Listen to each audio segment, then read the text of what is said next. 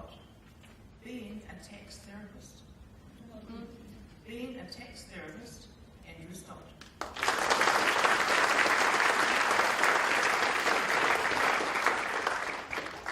Today it's my job to convince you to pay your tax. Should you need a quick escape, the emergency exits are to the side of the stage. Actually, that's my job every day. As the comms manager at Inland Revenue, I talk about tax all the time. I'm like one of those fundraising guys on the main street of all of our cities. And bonjour, I see that generous smile. I know you would love to help an impoverished nation today. Here's a tax form. There's a name for people who continually try to talk to you about things you don't want to talk about. A therapist. I am a tax therapist. It's an important role for the sake of humanity. Doesn't do me much good at parties, however. It's like this zone magically opens up around you, like a negative tax aura is pushing people away. The other day, a nice lady tried to take pity on me and strike up a conversation. Hi, so what do you do? Oh, I'm a tax therapist. Wow, that sounds so interesting. I'm helping people talk about something that's so personal. Yes. And I know we don't like to talk about it, but we need to be more open about the difficulties we have with it. It's nothing like what you see on TV. No. And if you don't mind me asking, because I know it's a little bit embarrassing, but what training do you do to be a sex therapist?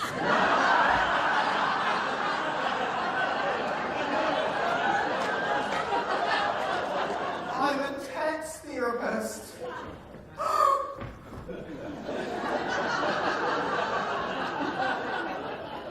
But it's a small price I pay compared to the great benefit that taxes bring. I'll present you 3 compelling reasons why you must pay your tax. For your security, for your very existence, and for the sake of your children. The modern-day income tax was first introduced in Britain in the late 1700s in order to finance armies to combat Napoleon.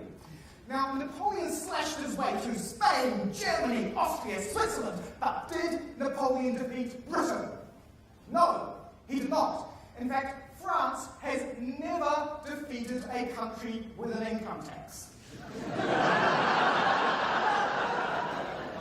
Apart from Germany in World War I. But that was a lot of help. I think we can treat that as a statistical outlier, so the correlation is absolute. You can be 100% sure that New Zealand will never be defeated by France while we pay our income taxes.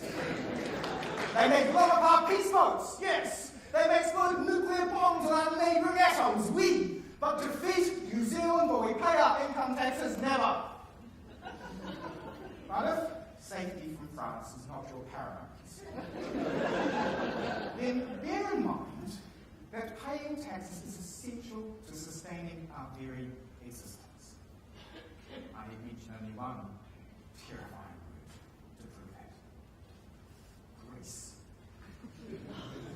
Wikipedia notes that tax dodging is a national pastime in Greece. Much like complaining about The Bachelor while secretly wishing that Jordan and Naz would get together and share all on live TV as a national pastime in New Zealand. I'm sorry, I see I lost some of you a moment ago here. We don't all follow these things, but Greece used to be a country in southern Europe. I say used to be because has anybody heard anything out from Greece in the past 2 years? No one. Apart from that one guy down the back, who was very brave to raise your hand and be given that he was named in the Panama Papers as only a foreign trust hiding the monies embezzled by the Greek Prime Minister. Shame on you. We're from the IRD, we know these things. But for the rest of us, 2 years ago we heard all about Greece, all the time, how they had no money because no one was paying their taxes, and then all of a sudden, zip, nothing. It's like this lack of taxes reached critical mass, the whole country self-imploded. It's like a black hole opened up in the Mediterranean and swallowed the whole country. If anything does still exist there, we wouldn't know because no sound can escape. In space, no one can hear you scream. I can see what you're thinking, Andrew. That is ridiculous. If I don't pay my tax, a black hole isn't going to open up and swallow New Zealand. But you'd be wrong. It's like ripples on a pond. It's like, if you don't pay your tax, then your neighbour thinks, why should I pay my tax? And it's like ripples on a New Zealand-shaped tax pond spreading beautifully out until a black hole opens up and sucks up Jordan and Naz and everything we love about our country. But if you don't even care about New Zealand, then think of your children. And when I say your children, I mean our children. By which I mean my children. I have 3 beautiful children, 2 of whom are now teenagers, and consume more than twice their body weight in food just for afternoon tea. If my children were here, they would look at you with big, longing eyes. Because if you don't pay your taxes, who will pay my wages? And if no one pays my wages, how will my children eat? They would stare at you with imploring eyes and beg you to pay your taxes, so they no longer feel the pain of wanting aching bukus. My children couldn't be here today because they heard there was slow Wi-Fi. And they refused to go anywhere where there's slow Wi-Fi. But on their behalf, on their stomach's behalf, I beg you to pay your taxes. Now you may be saying, Andrew, why are your self-absorbed children my problem? But that would be missing the point entirely.